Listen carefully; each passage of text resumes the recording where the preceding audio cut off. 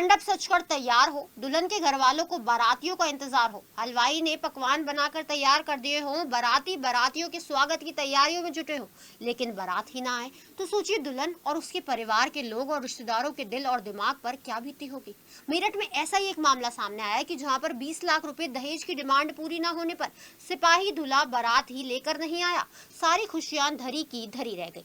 लेकिन इस वाक्य ने समाज को झंझोड़ कर रख दिया है कि दहेज लोभियों की जो मानसिकता है वे आज भी वही रूढ़िवादिता की बेड़ियों में जकड़ी हुई है। देखिए हमारी एक खास रिपोर्ट।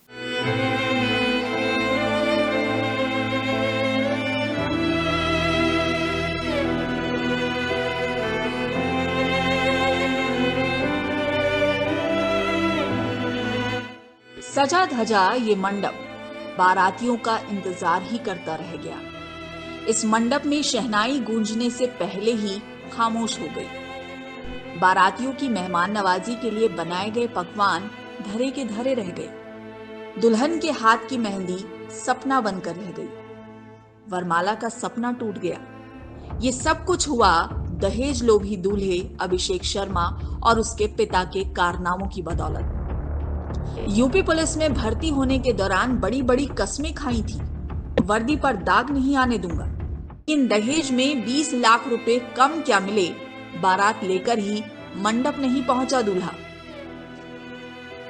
दुल्हन के परिजन इंतजार करते रहे, फोन करते रहे, लेकिन ना तो फोन उठा और ना बारात दुल्हन की दहलीज तक पहुंची। खुशियों को ऐसा ग्रहण लगा कि पूरा परिवार गहरे सदमे में है। भाई गश खाकर गिर पड़ा। रात बीत गई लेकिन बारात नहीं आई। दुल्हन के भाई आदित्य का कहना है कि 30 लाख की डिमांड पूरी कर चुके थे, लेकिन अब 20 लाख और मांगे गए।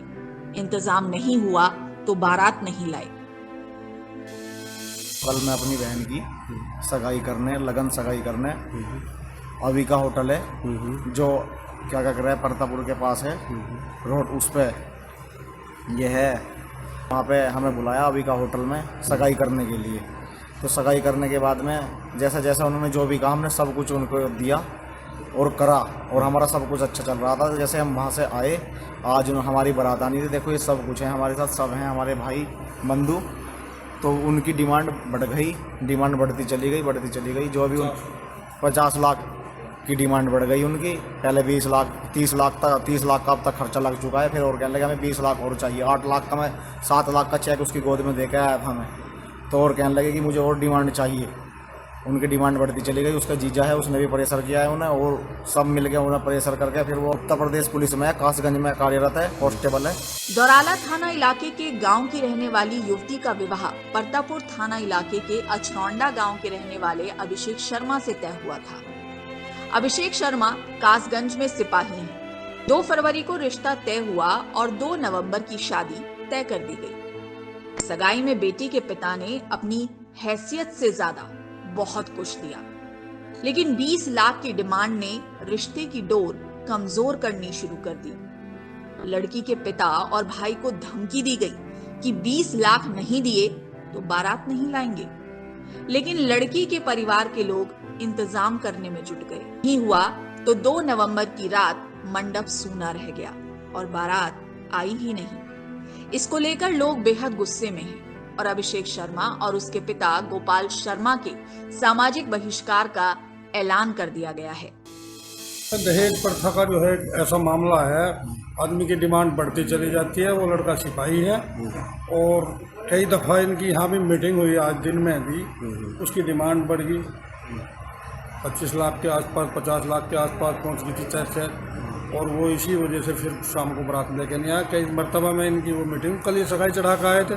2.5 लाख रुपए में इन्होंने मेरा मंडप का रखा है और सब तैयारी थी पूरी इनकी, खाना वाना भी रहा, सब काम हो रहा था, समय से सब काम चल रहा था। लेकिन बारात लेट होती गई। वे कह रहे आ रहे हैं, लास्ट में वे बारात लेके नहीं आए। बारात आई और ना दूल्हा और ना उसका परिवार। युवती के परिजन बेहद सदमे में हैं। आखिरकार उन्होंने पुलिस का दरवाजा खटखटाया।